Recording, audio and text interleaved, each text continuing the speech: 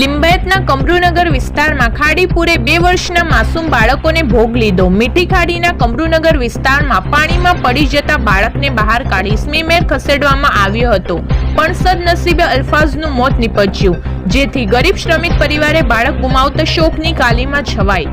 ખાડીપુરે 2 વર્ષના માસૂમ બાળકોને ભોગ લીધો।